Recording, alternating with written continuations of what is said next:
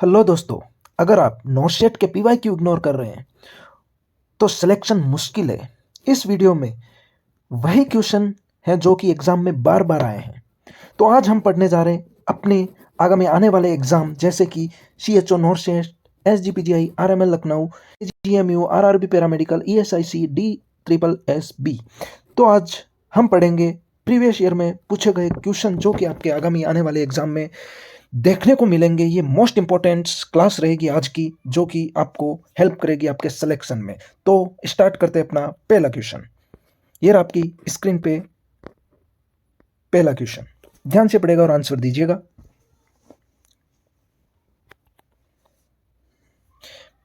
Question number first है, what is the main reason for angina pectoris.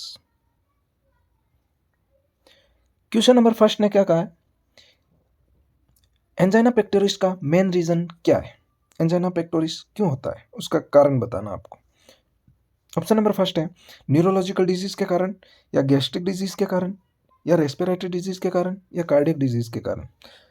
तो इसका right answer हो जाएगा option number D, cardiac disease. Cardiac disease के कारण एंजाइना पेक्टोरिस देखने को मिलता है। ठीक है, तो इसका राइट आंसर हो जाएगा option number D. Question number 2 ने क्या कहा कि सिस्टोसिल का मतलब क्या होता है। Option number A, accumulation of fluid in the urinary bladder. Option number B है bladder sagging. Option number C है ब्लैडर इन्फेक्शन, या ऑप्शन नंबर डी है हैविंग ब्लैडर अट्रोफी। तो इसका राइट आंसर हो जाएगा option number B, bladder sagging cystocele का मतलब होता है। तो इसका राइट आंसर हो जाएगा ऑप्शन नंबर बी। अब बढ़ते हैं क्वेश्चन नंबर 3। ये आपकी स्क्रीन पे क्वेश्चन हमेशा ध्यान से पढ़ना है, उसके बाद ऑप्शन पे जाना है। ठीक है, क्वेश्चन नंबर 3 है, side effects of long term glucocorticoid therapy are. Question number 3 ने क्या कहा कि आपको साइड इफेक्ट बताना है जो कि ग्लूकोकॉर्टिकोइड थेरेपी का लॉन्ग टर्म, ठीक है, ग्लूकोकॉर्टिकोइड है जो कि लॉन्ग टर्म के लिए थेरेपी दी गई है, तो उसका साइड इफेक्ट क्या होगा। तो ये बताना आपको। ऑप्शन नंबर ए है पेप्टिक अल्सर, बी है सेंसिटिविटी ऑफ इन्फेक्शन, या सी है कैटरेक्ट एंड ग्लूकोमा, या option number D all of the above. हमेशा याद रखना, यदि किसी पेशेंट को ग्लूकोकॉर्टिकोइड थेरेपी लॉन्ग टाइम के लिए दी जा रही है तो उसमें यह सारे ऑप्शंस देखने को मिलेंगे जो कि साइड इफेक्ट के इंडिकेट करते हैं। Peptic ulcer, sensitivity of infection, cataract and glaucoma, जो कि ग्लूकोकॉर्टिकोइड थेरेपी के लॉन्ग टर्म यूज में देखे जाते हैं। ठीक है, तो इसका राइट आंसर हो जाएगा option number D, all of the above. Question number 4 ये आपकी स्क्रीन पे ध्यान से पढ़ेगा। क्वेश्चन नंबर 4 है, कोलियोलिथियासिस इज मीन्स कोलियोलिथियासिस का मतलब क्या होता है। ऑप्शन नंबर ए है inflammation of gall bladder, B है स्टोन इन किडनी, सी है स्टोन इन गॉल ब्लैडर, या डी है इन्फेक्शन इन किडनी। तो इसका राइट आंसर हो जाएगा option number C, stone in gall bladder.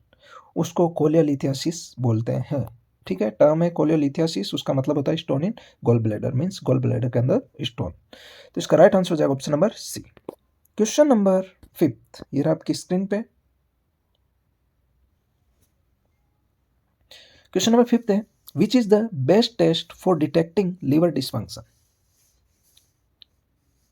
Means आपको लिवर डिसफंक्शन का बेस्ट टेस्ट बताना जो कि डिटेक्ट करता है लिवर के डिसफंक्शन को।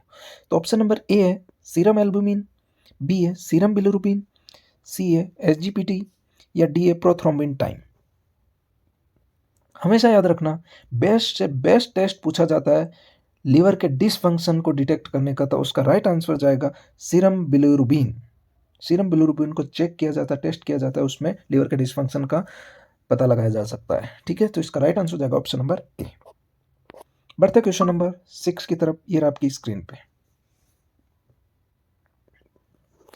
क्वेश्चन नंबर 6 है, which of the following is a bone disease that causes loss of bone density and increases the risk of more।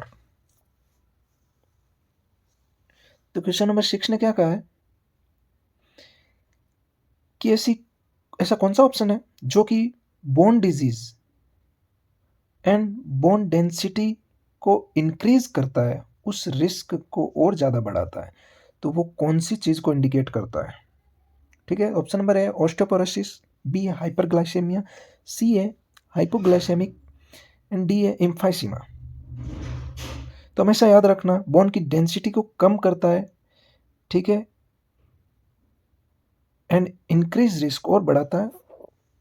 तो इसका राइट आंसर हो जाएगा option number A osteoporosis. Osteoporosis है जो कि बोन डेंसिटी को कम कर देती है, ठीक है, और इसकी रिस्क को और ज़्यादा बढ़ा देती है। तो इसका राइट आंसर हो जाएगा ऑप्शन नंबर ए। Question number 7। क्वेश्चन नंबर 7 है इन डिस्पेप्सिया मीन्स, डिस्पेप्सिया का मतलब बताना है, मीन्स क्या होता है, स्टम का मतलब।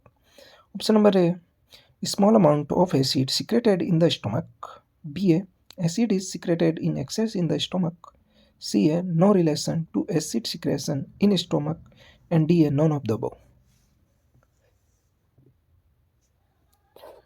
इसका राइट आंसर हो जाएगा option number B, acid is secreted in excess in the stomach. Dyspepsia का मतलब होता है कि स्टोमक के अंदर एसिड है वो एक्सेस सिक्रेट होता है, उसको डिस्पेप्सिया बोला जाता है। तो इसका राइट आंसर हो जाएगा option number B.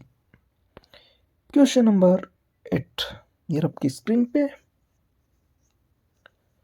Question number 8 है the reason why lipstick and nail polish is removed before surgeries. बहुत प्यारा क्वेश्चन है। क्वेश्चन नंबर 8 क्या बोल रहा है कि किसी भी सर्जरी से पहले नेल पॉलिश एंड लिपस्टिक को क्यों रिमूव किया जाता है, उसका कारण क्या है। Option number A surgery becomes easier, option number B है surgery becomes more successful, C है psychological benefits of the patient, या डी है साइनोसिस इज चेक्ड। तो हमेशा याद रखना किसी भी सर्जरी से पहले यदि लिपस्टिक एंड नेल पॉलिश को हटाया जाता है तो उसका कारण है पेशेंट के साइनोसिस को चेक करने का। तो इसका राइट आंसर हो जाएगा ऑप्शन नंबर डी। बढ़ते हैं क्वेश्चन नंबर 9 की तरफ, ये आपकी स्क्रीन पे। क्वेश्चन नंबर 9 है glucocorticoid therapy should not be stopped suddenly because.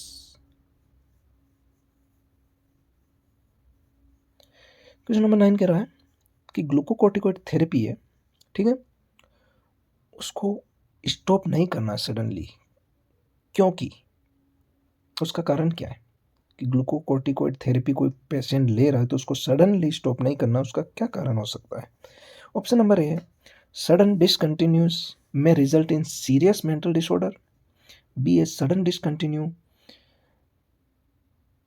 में cause allergic reaction and infection, या C a sudden discontinuation may cause severe adrenal insufficiency, या option number D none of the above.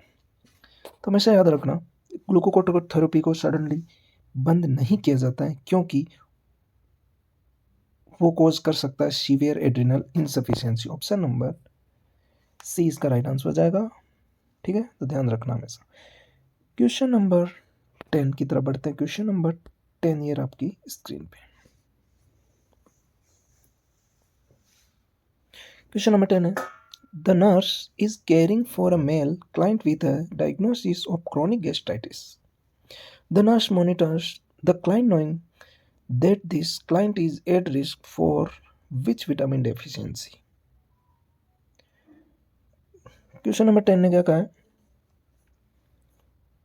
कि एक nurse है जो कि care कर रही है मेल क्लाइंट की, जो कि डायग्नोस हुआ है क्रोनिक गैस्ट्राइटिस का। तो एक नर्स है वो मॉनिटर कर रही है पेशेंट के लिए कि उसको क्या रिस्क, कौन सी रिस्क है जो कि विटामिन डेफिशिएंसी देखने को मिलती है, कौन से विटामिन की डेफिशिएंसी देखने को मिलती है क्रोनिक गैस्ट्राइटिस में। Option number A vitamin A, option number B vitamin B12, option number C vitamin C, option number D है विटामिन ई। तो इसका राइट आंसर जाएगा option number B vitamin B12, जो कि क्रोनिक गैस्ट्राइटिस में देखने को मिलती है, जो कि विटामिन डेफिशिएंसी विटामिन B12 की हो जाती है क्रोनिक गैस्ट्राइटिस में। तो इसका राइट आंसर हो जाएगा ऑप्शन नंबर बी। ये आपका 11 क्वेश्चन। क्वेश्चन नंबर 11 है Raynaud's disease is a means, Raynaud disease है वो किस में यूज़ होता है, कौन सी डिजीज़ को बताती है Raynaud disease. Option number A nervous system disease, option number B है digestive system disease, option number C है हार्ट सर्कुलेटरी डिजीज या ऑप्शन नंबर डी है रेस्पिरेटरी डिजीज। तो हमेशा याद रखना रनर डिजीज इंडिकेट करती है हार्ट सर्कुलेटरी डिजीज को, तो इसका राइट आंसर हो जाएगा ऑप्शन नंबर सी। अब क्वेश्चन नंबर 12 की तरफ बढ़ने से पहले आपको एक मोटिवेशनल शायरी सुना देते हैं। सपनों को साकार करने के लिए सबसे पहले आपको खुद को बदलना होगा। मीन्स हमेशा सपने देखो, लेकिन उसके लिए एकजुट होना पड़ता है, अपने आप को मेहनत करनी पड़ती है, अपने आप पे काम करना पड़ता है, जब जाके अपना सपना पूरा होता है। तो खुद को बदलना बहुत ज़रूरी है। तो क्वेश्चन नंबर 12 है the immunoglobulin that is found in breast milk is. Question number 12 बोल रहा है कि ऐसा कौन सा इम्यूनोग्लोबिन है जो कि ब्रेस्ट मिल्क में देखने को मिलता है या पाया जाता है। तो option number A IgG, option number B IgM, option number C IgD, option number D IgA। तो इसका राइट आंसर हो जाएगा ऑप्शन नंबर डी IgA है, जो कि ब्रेस्ट मिल्क में एंड अदर फ्लूइड सिक्रेशन में देखने को मिलता है। तो इसका राइट आंसर हो जाएगा ऑप्शन नंबर डी। ये अपने पिछली क्लास में भी क्वेश्चन पढ़ा था, ठीक है। क्वेश्चन नंबर 13, क्वेश्चन नंबर 13 है the trauma caused during myocardial infarction and dysrhythmias is. Question number 13 ने कहा है कि ट्रोमा कॉज हुआ है जो कि MI एंड डिसरिथमिया के दौरान, तो उसको क्या कहेंगे, कौन सा ट्रोमा कहेंगे। Cardiogenic trauma, hypovolaemic trauma, option number C है neurogenic trauma, option number D है सेप्टिक ट्रोमा। ट्रोमा कॉज हुआ है मायोकार्डियल इन्फेक्शन के दौरान, तो उसको बोलेंगे कार्डियोजेनिक ट्रोमा। तो इसका राइट आंसर हो जाएगा ऑप्शन नंबर ए। क्वेश्चन नंबर 14 ये आपकी स्क्रीन पे। Question number 14 the volume of urine in oliguria is. Means आपको बताना है ओलिगोयूरिया कितने ml से कम को, लेस देन से कम को ओलिगोयूरिया बोला जाता है। Option number A less than 100 ml, option number B है less than 400 ml, option number C है लेस देन 800 ml, या option number D does not make urine, या फिर यूरिन बनाता ही नहीं है। तो इसका राइट आंसर हो जाएगा option number be less than 400 ml, जो कि ओलिगोयूरिया को इंडिकेट करता है, ठीक है। तो इसका राइट आंसर हो जाएगा option number B. Question number 15 ये आपकी स्क्रीन पे। क्वेश्चन नंबर 15 क्या कह रहा है T tube drainage is used after which surgery. इसका मतलब है कि टी ट्यूब ड्रेनेज है वो यूज कौन सी सर्जरी के बाद होती है, टी ट्यूब ड्रेनेज, ठीक है। तो ऑप्शन नंबर है लोबेक्टोमी, बी है बिलोर्थ, सी है कोलेसिस्टेक्टोमी, या डी है लिएस्टोमी। तो हमेशा याद रखना टी ट्यूब ड्रेनेज है वो की सर्जरी के बाद होती है, वो कोलेसिस्टेक्टोमी के बाद यूज की जाती है टी ट्यूब ड्रेनेज। इसका राइट आंसर हो जाएगा option number C. Question number 16 ये रहा आपकी स्क्रीन पे।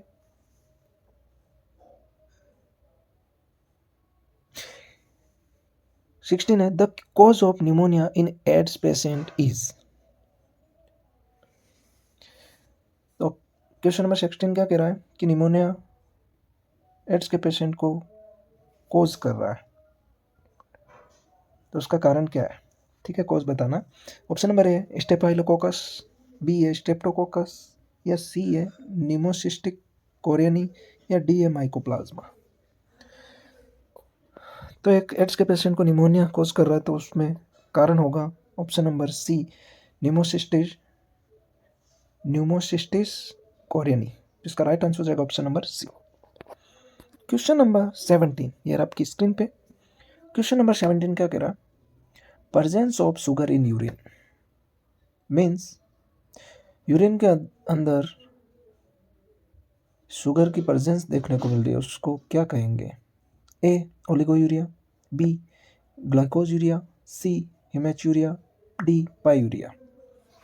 तो हमेशा ध्यान रखना ऑप्शन नंबर बी इसका राइट आंसर हो जाएगा ग्लाइकोजूरिया, जो कि यूरिन में शुगर को प्रेजेंस को दर्शाता है। ओलिगोयूरिया मीन्स 400 ml से कम का यूरिन आउटपुट होना, जो अभी अपने पिछले क्वेश्चन में पढ़ा था। हेमेचूरिया मीन्स यूरिन में आपको ब्लड देखने को मिलेगा। पायूरिया मीन्स पस देखने को मिलेगा यूरिन के अंदर, इसको पायूरिया बोलते हैं। राइट आंसर हो जाएगा option number B. Question number 18 ये रहा आपकी स्क्रीन पे।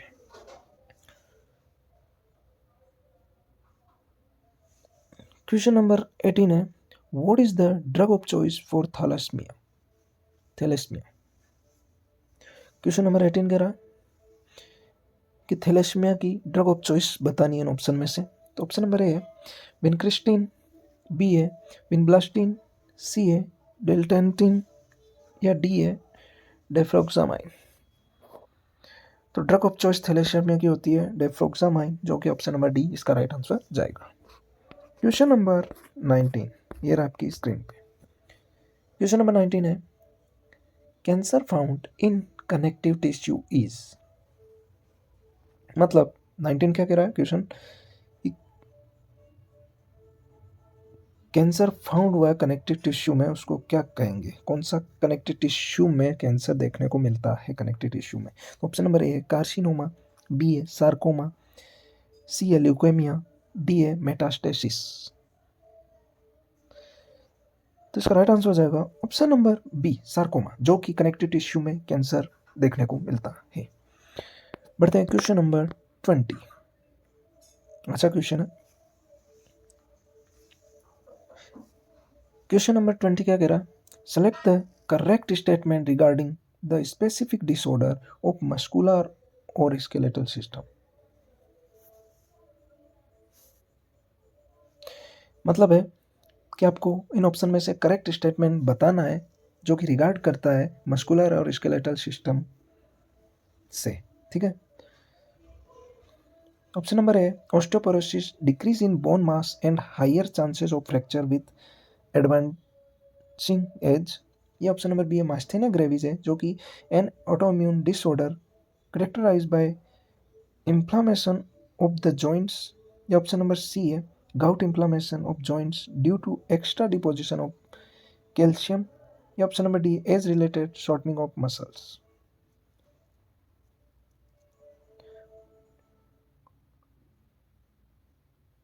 तो इसका राइट आंसर हो जाएगा ऑप्शन नंबर ए ऑस्टियोपोरोसिस, जो कि decrease of bone mass and density को कम करता है and higher chances of fracture के होते हैं, जो कि एडवांसिंग एज में देखने को मिल सकता है। क्वेश्चन नंबर 21 ये आपकी स्क्रीन पे। क्वेश्चन नंबर 21 है, the percentage of population suffering from serious mental illness is. Question number 21 क्या कह रहा कि पॉपुलेशन की परसेंटेज है वो मेंटल इलनेस से कितनी सफ़र कर रही है। ऑप्शन नंबर ए है 3%, बी है 1%, सी है 10% या डी है 5%। तो इसका राइट आंसर हो जाएगा ऑप्शन नंबर सी 10% पॉपुलेशन है जो कि मेंटल इलनेस से सफ़र कर रही है। तो इसका राइट आंसर हो जाएगा ऑप्शन नंबर सी। ये रहा आपकी स्क्रीन पे क्वेश्चन नंबर 22। क्वेश्चन नंबर 22 है, euphoria is caused by which of the following. Means euphoria है वो इन ऑप्शन में से क्या कॉज करता है, किस में देखने को मिलता है। ठीक है, option number A sedative drug, B है साइकोट्रोपिक ड्रग, या सी है फ्यूमिगेंट सब्सटेंस, या डी है बोथ 1 and 2। तो इसका राइट आंसर हो जाएगा option number D both 1 and 2। Means sedative drug and psychotropic drug में यूफोरिया देखने को मिलता है। तो ऑप्शन नंबर डी इसका राइट आंसर हो जाएगा। क्वेश्चन नंबर 23 ये आपकी स्क्रीन पे। क्वेश्चन नंबर 23 है, what is unnecessarily excessive fear of height places called. Question number 23 ने कहा कि एक्सेसिव फियर है जो कि हाइट से लगता है उसको डर, तो उसको क्या कहेंगे, कौन सी टर्म यूज की जाती है फियर ऑफ हाइट से। Option number A agoraphobia, B है एक्रोफोबिया, सी है एल्गोफोबिया, डी है जेनोफोबिया। तो इसका राइट आंसर हो जाएगा ऑप्शन नंबर बी एक्रोफोबिया, जो कि फियर ऑफ हाइट, हाइट से डर लगता है उसको एक्रोफोबिया बोलते हैं। ठीक है, एग्रोफोबिया जो कि एग्रोफोबिया जो कि आसपास की चीज़ों से, कंजेस्टेड एरिया से डर लगता है। और ऑप्शन नंबर सी एल्गोफोबिया, जो कि पेन, दर्द से डर लगता है, उसको एल्गोफोबिया बोलते हैं। ठीक है, एक बार एग्रोफोबिया जरूर देख लेना, थोड़ा डाउट है मुझे। ठीक है, जेनोफोबिया, इसका राइट आंसर हो जाएगा option number B. 24, question number 24 ये आपकी स्क्रीन पे। Question number 24, in which chapter of the Mental Health Act there is a rule regarding the discharge of mental patient from the hospital?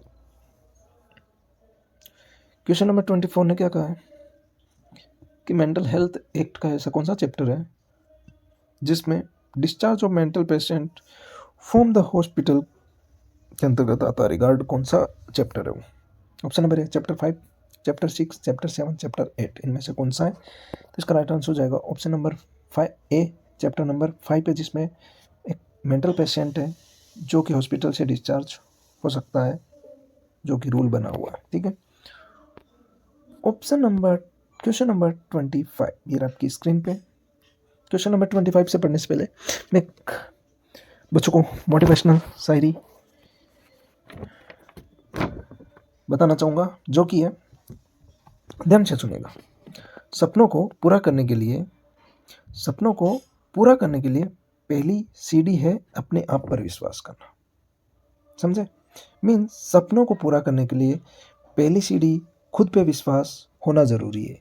अपने आप पे विश्वास होगा तो ही अपने सपनों को साकार किया जा सकता है, अपने आप को मोटिव किया जा सकता है, अपने आप को पुश किया जा सकता है, आगे बढ़ा जा सकता है। ठीक है, अब बढ़ते हैं क्वेश्चन नंबर 25, ये आपकी स्क्रीन पे। क्वेश्चन नंबर 25 है, what does zoophobia means? Zoophobia का मीनिंग क्या होता है? ऑप्शन में देखने, option number A inexplicable fear of close place, B है inexplicable fear of water, C है इनएक्सप्लिकेबल फियर ऑफ एनिमल्स, या ऑप्शन नंबर डी है inexplicable fear of open spaces.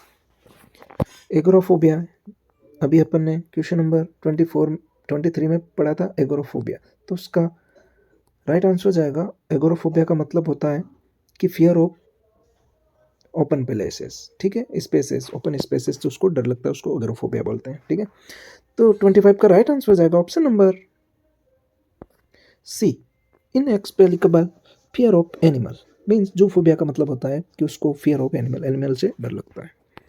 Question number 26 ये आपकी स्क्रीन पे। क्वेश्चन नंबर 26 है, reversible dementia is seen in, ये options.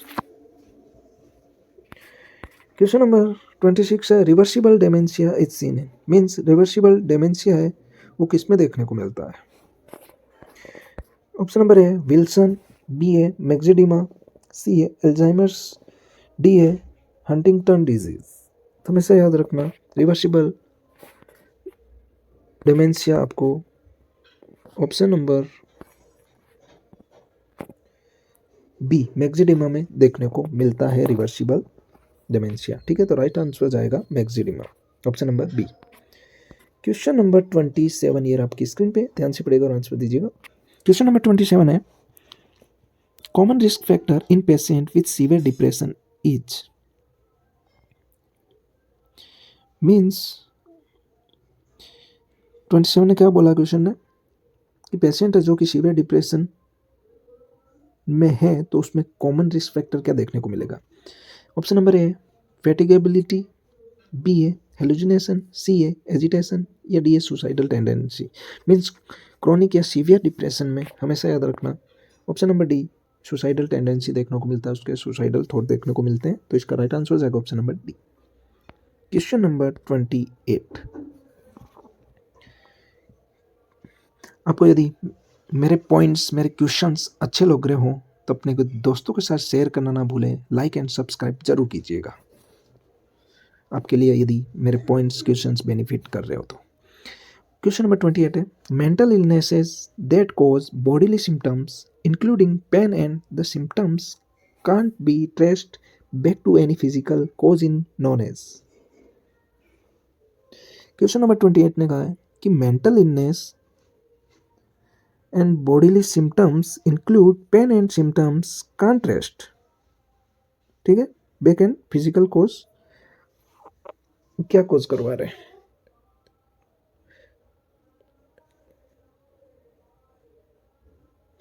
Question number 28 का मतलब है कि मेंटल इलनेस के अंदर कॉज क्या देखने को मिल रहा है, bodily symptoms, pain and symptoms है जो कि ट्रेस हो रहे हैं। Question number 28 mental illnesses that cause bodily symptoms including pain and the symptoms can't be traced back to any physical cause in known as.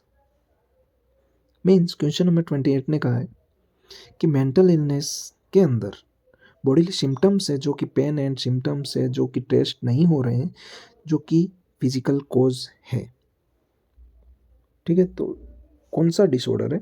Option number A PTSD, post traumatic stress disease, या option number B है obsessive compulsive disorder, C है somatoform disorder, या D है dissociative disorder.